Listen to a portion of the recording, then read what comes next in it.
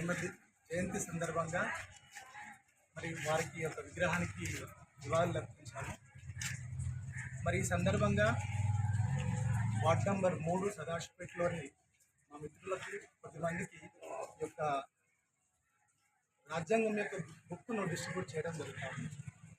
ఈ బుక్ గురించి మాట్లాడాల్సి వస్తే ఇది ఒక పుస్తకం మాత్రమే కాదు, ఇది ఒక వెపన్. ఎందుకు దీన్ని వెపన్ అంటున్నాను అని అంటే 1950 సంవత్సరం కన్నా ముందు మనం ఒకసారి ఆలోచన చేస్తే ఒక వ్యక్తి తరగతి గది లోపలికి వెళ్ళి చదువుకునే పరిస్థితి లేదు. కానీ ఈరోజు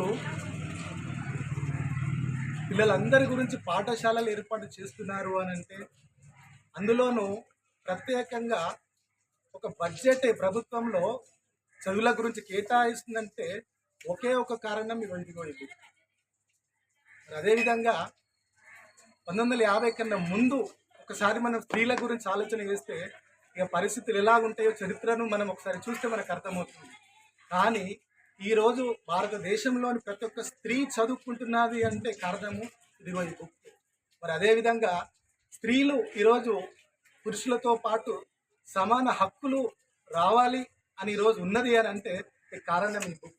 కాబట్టి ఇది అనేది ఒక నార్మల్ పుస్తకం కాదండి, ఇది ఒక వెపన్, ఆయుధం లాంటిది. ఈరోజు మనము బ్రతుకుతున్నాము అని అంటే ఎక్కడో ఒక చోట మన జీవిత కాలంలో ఒక ఎంఆర్ఓ ఆఫీస్ కావచ్చు, లేకపోతే సిఏ ఆఫీస్ కావచ్చు, లేకపోతే కలెక్టర్తో సంభాషణలు కావచ్చు, అనేక రకాలుగా ఉంటాం, మన జీవితం కొనసాగుతూ ఉంటుంది.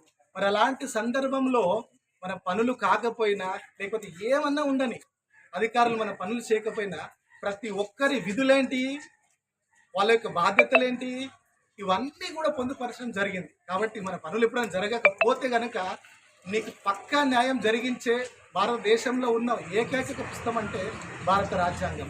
కనుక ఆయన యొక్క జయంతిని పురస్కరించుకొని మరి యొక్క బుక్ను పంపిణీ చేయడం జరుగుతుంది. కాబట్టి తీసుకున్న ప్రతి ఒక్కరు కూడా ఈ బుక్ను జాగ్రత్తగా చదివి భారతదేశం యొక్క అభివృద్ధిలో మరి అందరం కూడా పాలు పొందుకోవాలని కోరుకుంటూ ముగిస్తున్నాను. జై భీమ్, జై భీమ్, జై భీమ్, జై భీమ్, జై భీమ్, జై భీమ్, జై భీమ్, జై భీమ్, జై భీమ్, జై భీమ్, జై భీమ్, జై భీమ్, జై భీమ్, జై భీమ్.